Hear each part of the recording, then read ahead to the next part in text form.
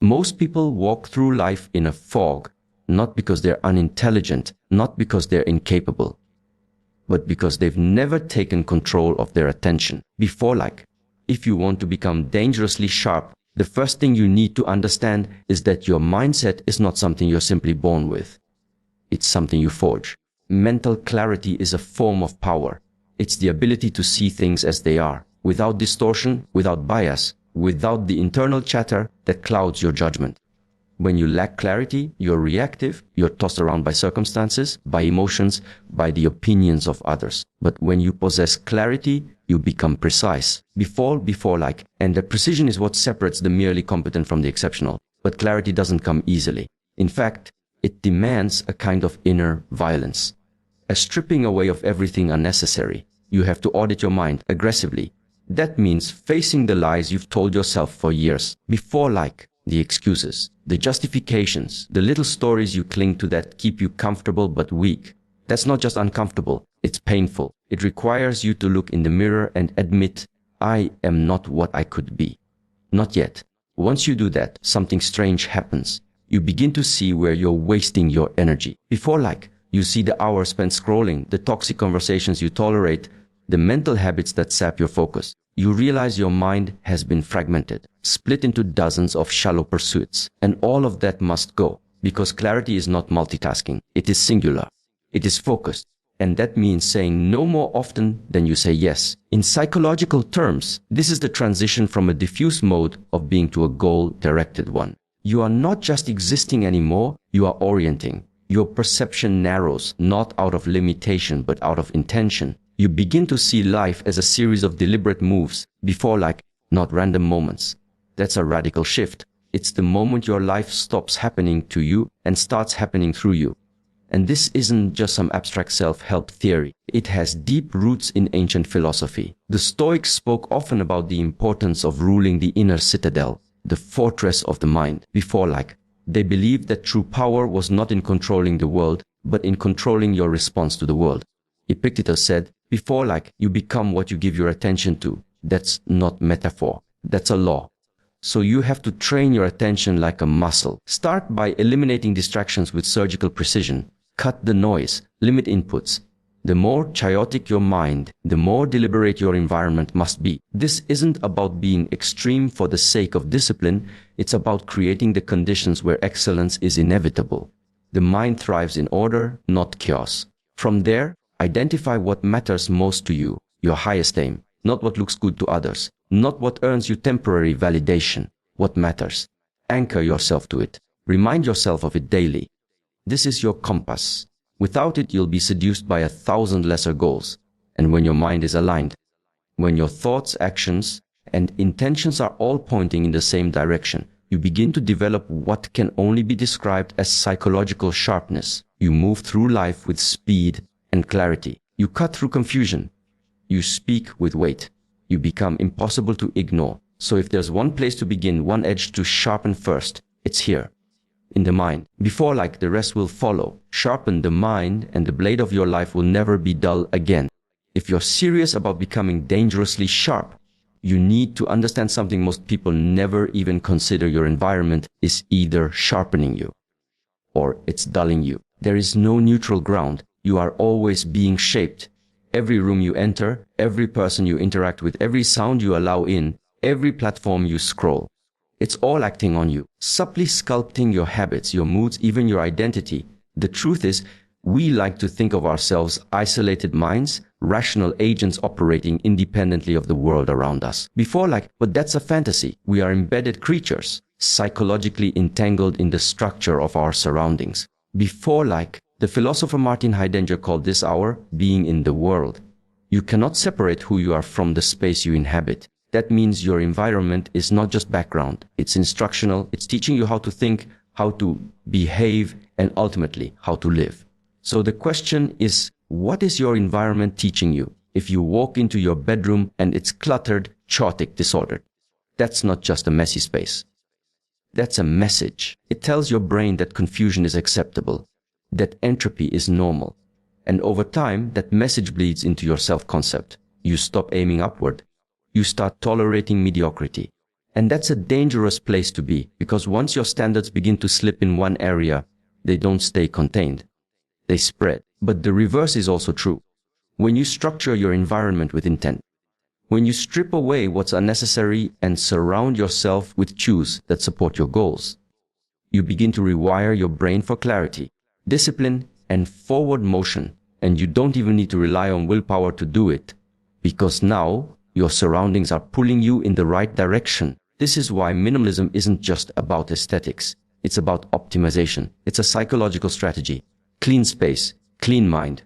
Order out there, order in here. That's not just a motivational slogan. It's backed by neurobiology. Your brain has a limited capacity to process stimuli. When your space is overwhelmed with noise, visual, auditory, emotional, it drains your cognitive bandwidth. But when your environment is quiet, orderly, and purpose-driven, it frees up mental energy to pursue what actually matters. And it's not just about physical space, it's about social space too. Who you keep close matters. Jim Rohn famously said, "You are the average of the 5 people you spend the most time with." That's more than motivational fluff. It's mimetic theory in action. We are imitation machines. Before we unconsciously absorb the values, habits, and patterns of the people around us. So if you're constantly surrounded by people who complain, who settle, who mock ambition, you're not just at risk of becoming like them. You already are. So audit your circle ruthlessly. Choose people who challenge you, not just comfort. Before people who hold you accountable. People who make you feel slightly uncomfortable, not because they belittle you, but because their presence exposes the gap between where you are and where you could be. That's the kind of pressure that creates growth. And finally, digital space.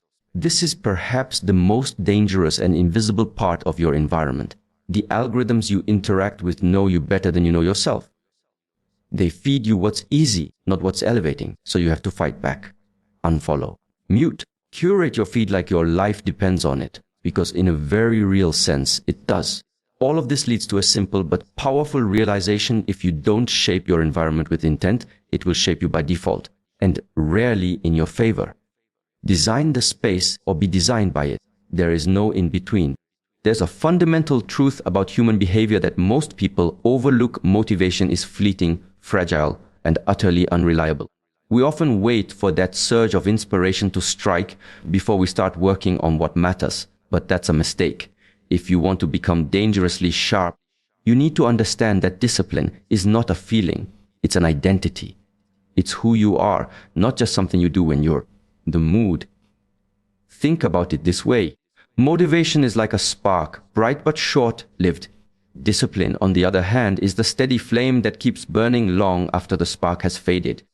The difference between someone who acts and someone who merely dreams is the ability to show up day after day, even when the excitement is gone, even when the work is hard or boring or monotonous. This shift from acting on motivation to embodying discipline is a psychological revolution. It means you stop negotiating with yourself. You stop making exceptions. When you become the kind of person who does what needs to be done, because it's simply part of your nature, you remove the mental friction that so often derails us.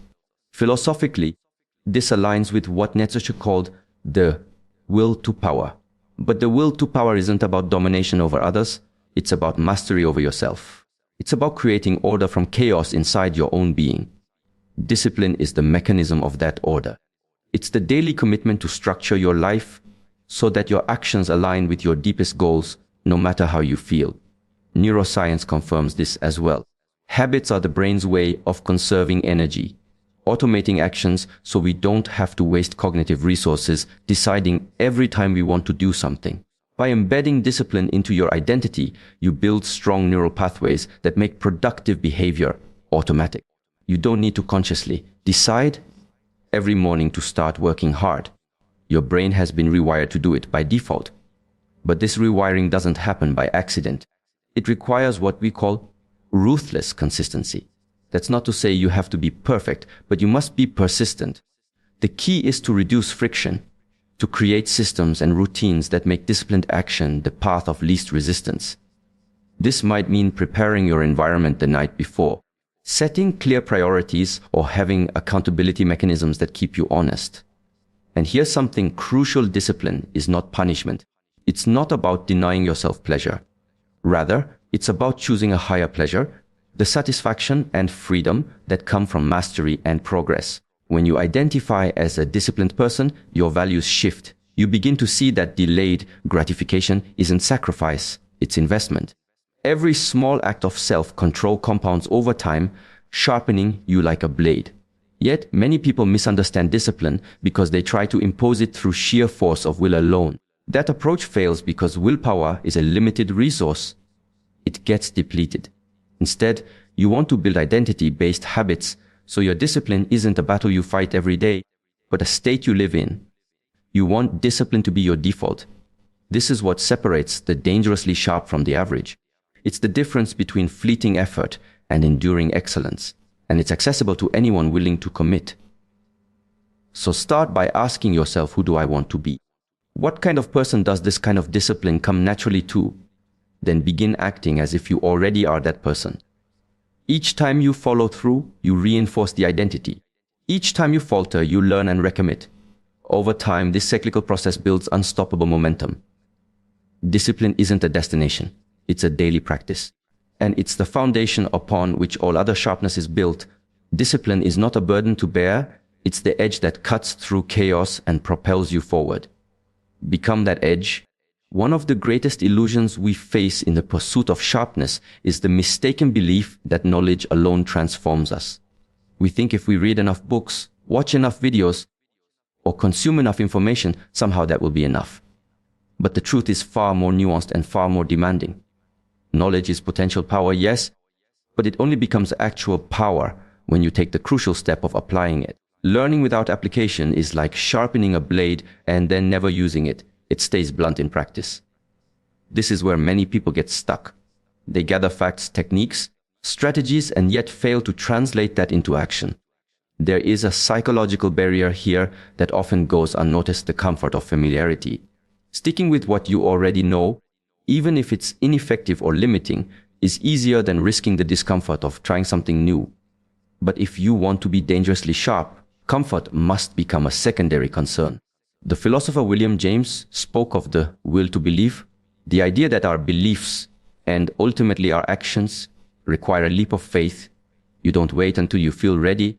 You act as if you are ready, and in doing so, you create readiness. This principle applies directly to learning.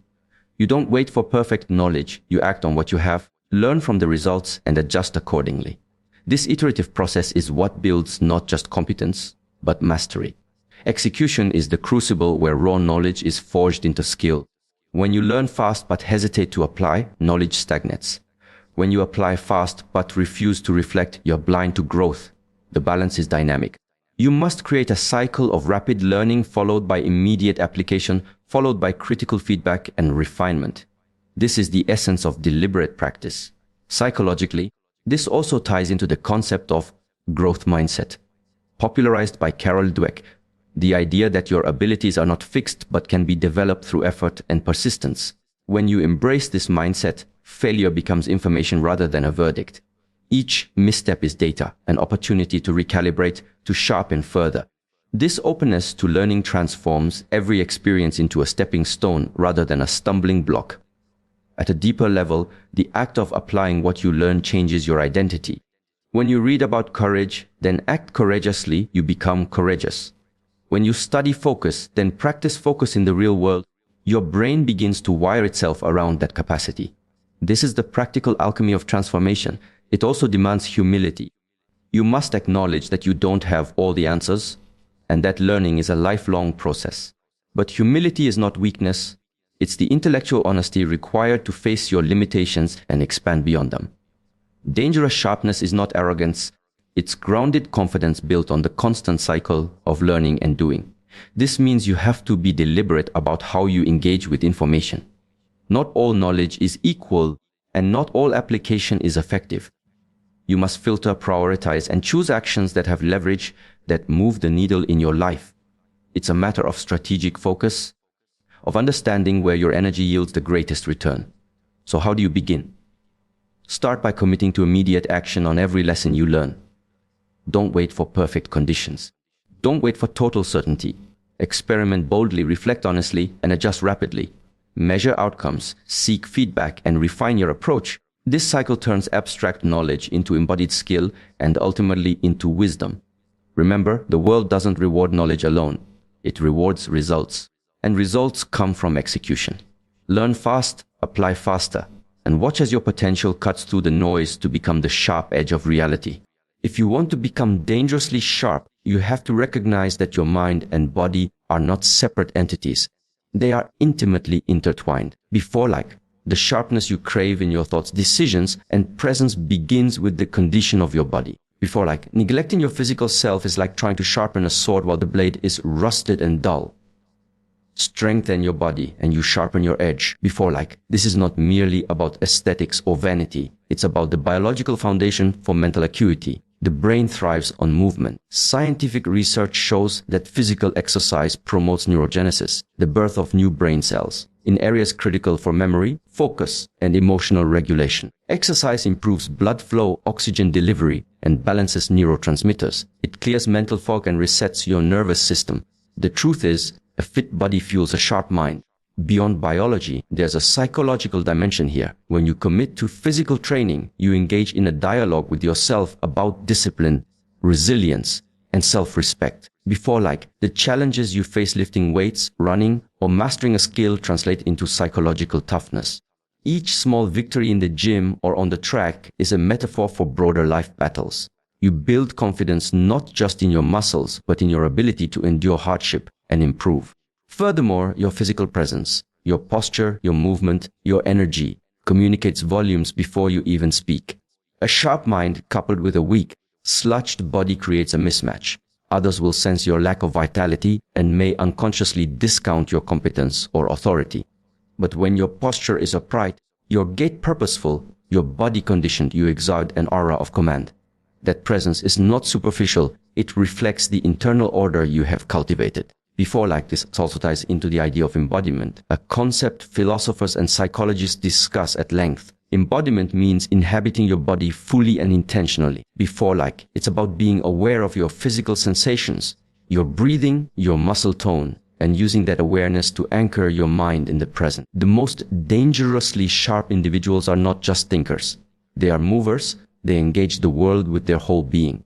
Consider this: the mind can become overwhelmed by anxiety, indecision, or distraction when it's disconnected from the body's grounding signals. Practices that integrate breath, movement, and mindfulness, such as martial arts, yoga, or even simple stretching, can calm the nervous system and sharpen cognitive function.